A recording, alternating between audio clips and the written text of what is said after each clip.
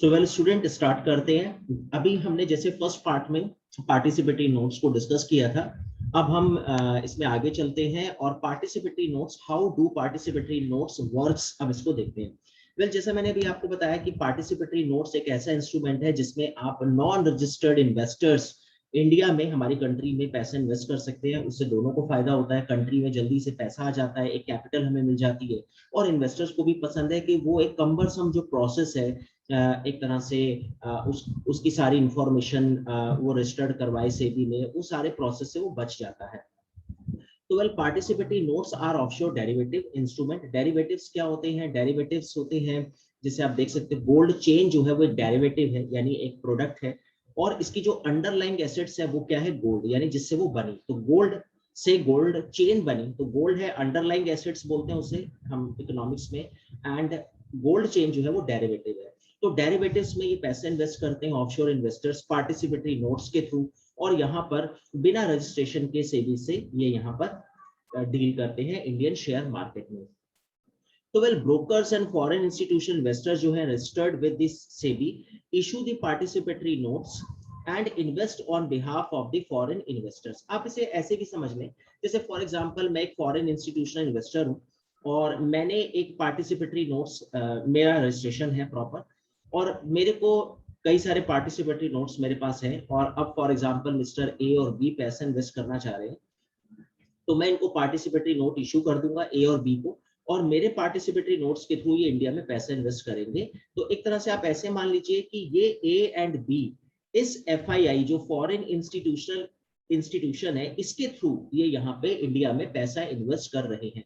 यानी फ्रंट में, अगर मैं ऐसे भी बोल सकता हूँ कि फ्रंट में सेबी के सामने एफआईआई है, लेकिन एफआईआई ने आगे पी नोट किस किस को दिया वो एफआईआई को पता है। तो एबीसी जो है वो एक तरह से फेस मास्क लगाकर, एफआईआई का फेस मास्क लगाकर इंडिया में पैसा इन्वेस्ट कर रहे हैं। तो अब जैसे देखते हैं कि participatory notes and invest on behalf of foreign investors, तो ये फॉरेन इन्वेस्टर्स के बिहाफ पर पैसा इन्वेस्ट करते हैं। Brokers must report their participatory note issuance status, यानी ये जो ब्रोकर होंगे इनको बताना पड़ेगा कि हमने पार्टिसिपेटरी नोट इशू जो किया था उसका status to the regulatory board each quarter में बताना पड़ेगा कि हमने इतने पार्टिसिपेटरी नोट इशू करे हैं। अब वो किस किस को करे हैं वो बताने की जरूरत नहीं है, लेकिन हमने 4 इशू करे, 6 इशू करे, या ABCD को मैंने इशू करा और वो ABCD आपके इंडिया में पैसा इन्वेस्ट कर रहा है। The notes allow foreign investors with high net worth, सबसे बड़ी बात कि मतलब ये जो नोट्स है ये उन्हीं को अलाउ करेगा जिनकी हाई नेटवर्थ हो, hedge funds and other investors to participate in the Indian markets without registering with the SEBI. Investors save time, money and scrutiny associated with direct registration.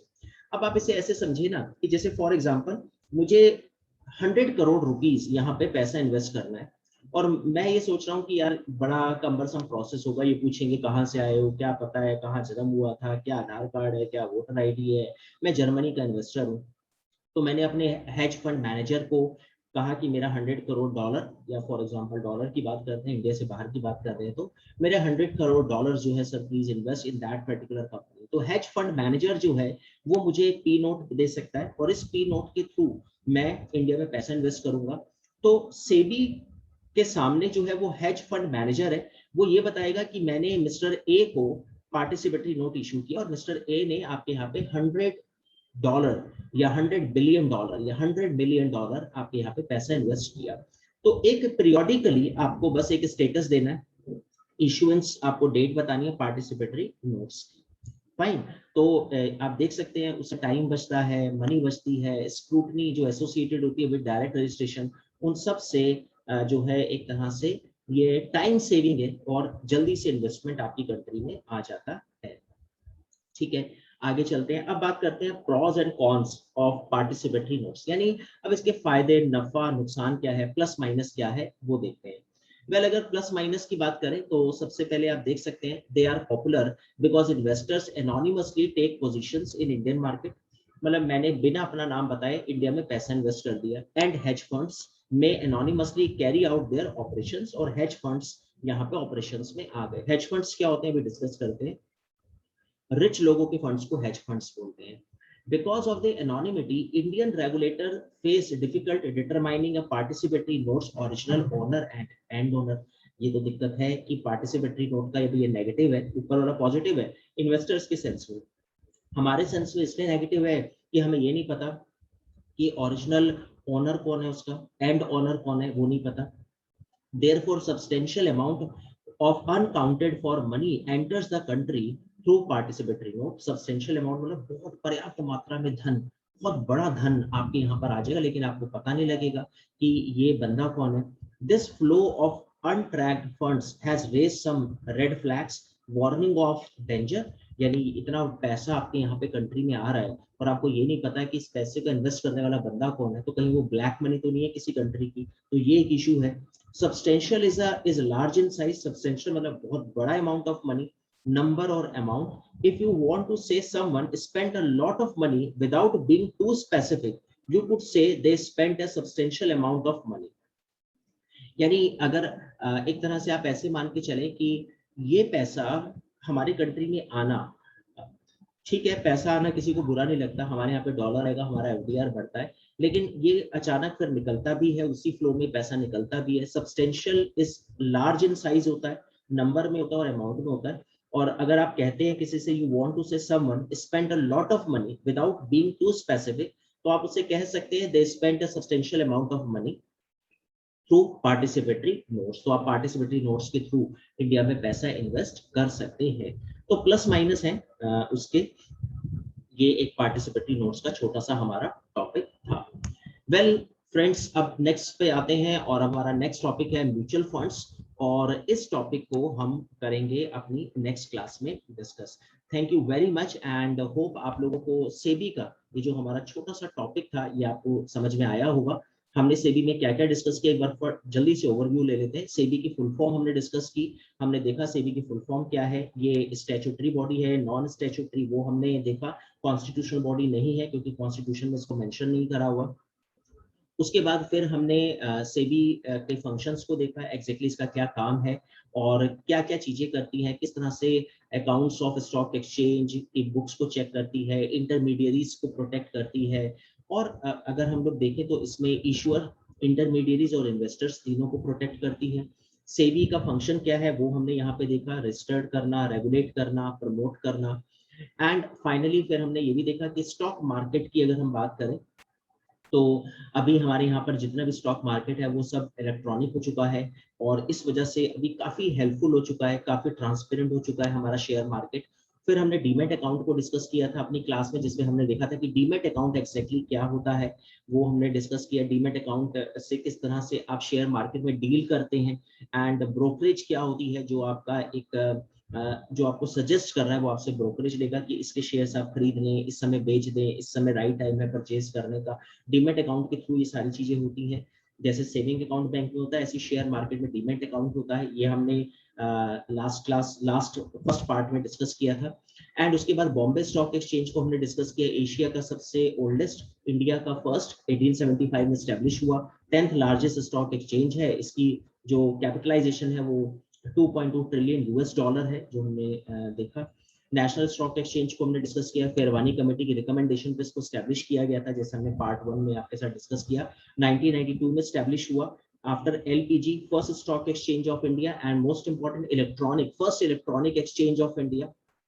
Vikram Limaye जो है इसके मैनेजिंग डायरेक्टर एंड सीईओ हैं. After that हमने सेंसेक्स को discuss किया, हमने Nifty को discuss किया. सेंसेक्स में 30 कंपनीज हैं आज और निफ्टी में 50, निफ्टी 50 के नाम से उसको जाना जाता है. एंड शेयर मार्केट्स का क्या रोल है वो हमने डिस्कस किया था पार्ट 1 में. निफ्टी 50 हमने देखा जिसमें बहुत अच्छी कंपनीज लिस्टेड हैं. एंड 1996 में Nifty 50 index was launched in national stock exchange.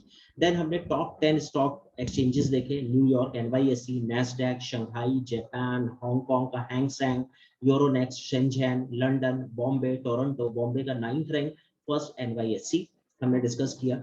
After that फिर हमने पार्टिसिपेटरी नोट्स को देखा. पार्टिसिपेटरी नोट सिंपल फॉर्म में, आपको किसी कंट्री में पैसा इन्वेस्ट करना है इंडिया में, पार्टिसिपेटरी नोट्स के थ्रू आप पैसा इन्वेस्ट करें.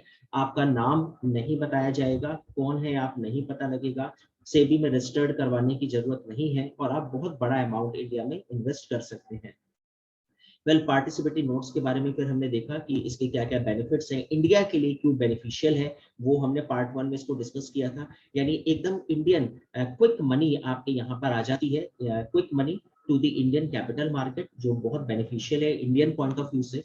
उसके बाद फिर हमने ये देखा कि पार्टिसिपेटरी नोट्स जो है अलाउ करता है नॉन रजिस्टर्ड इन्वेस्टर्स को to invest in Indian market, और participatory notes are popular investment due to investors remaining anonymous. ये काफी इंपॉर्टेंट पॉइंट है।